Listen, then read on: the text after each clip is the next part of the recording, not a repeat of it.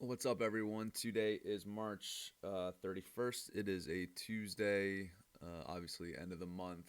I'm going to take you through three trades I took today, combining this thing over here on the right, my morning edge dashboard for the NASDAQ, using statistics with the dots. And every day I come in, 8 o'clock, I look at where Asia is, or where London is relative to Asia. So this morning, Asia was fully engulfing London. So you type in those inputs, day of the week Tuesday, Asia engulfs, and it was in the upper 25% of London at 8 a.m. Calculate the stats, and there was a roughly 96% chance that London highs would get hit. I don't know about you, but those are pretty good odds. So 8 a.m. is right here. We had an inversion fair value gap, or this little inefficiency right here. Entered here. London highs here. There was a press conference with the Secretary of War Hegseth and General Raisin Kane, so that could have spiked things one way or the other. 96% I was willing to put on one-to-one risk. So dots down here, pre-market are London, so we had all green dots, supportive of potentially higher prices. At minimum, you're not shorting, so odds plus the dots, target, put the risk on. So 1 for 1. The market opens at 9:30. This is a 1 minute chart. Here we opened within the previous day's regular trading hours, highs and lows, which is this yellow orangish line, R plus. And then if you go to the dashboard, RTH breaks probabilities. I got this idea from NQ Stats at Probable Chris.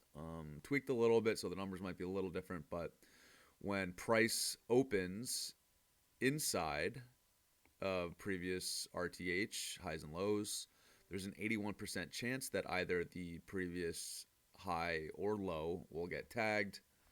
So the market opens up. We had 9:45 PMI. I don't do anything until then, so I waited until 9:45. Dots flash green. We get some displacement here, and just a little trade right here. So this line was previous day, regular trading hours high. I saw that the fair value gap right here was holding, again, enough to warrant the risk 30-ish to make 30-ish. So that was trade number 2. Again, pairing the dots, all green, bullish bias with statistics, 81% chance that this level was going to get hit. And then you just go to the classic initial balance, which is you take the NYSE open and the low and the high of the first hour of trade. So low here, high here. Again, dots are green, so I am looking for longs, essentially. And then today, there's an 80% chance that the IB high would get hit first. So we retraced back to this cloud. We had an inversion, the same setup as London High trade. This could have been a potential entry. I wasn't looking. I was just looking at something else as this was happening. So I got in when I saw this candle hold. Again, this could have been an entry. This could have been an entry when you get a close above the inefficiency. Either way, we trade to the IB high. Again, dots are green. 80% chance this high gets tagged first. Just trade with the stats, trade with the dots, stack confluences in your favor, and put the risk on and let it work or not. So those are 3 setups that I took. Pretty straightforward day, pretty satisfied. So 7-day free trial, link in the bio if you want to test the dots. If you struggle with intraday bias, and you want to potentially trade how I trade, which is pairing dots momentum with statistics, and see if it works for you. So thanks a lot.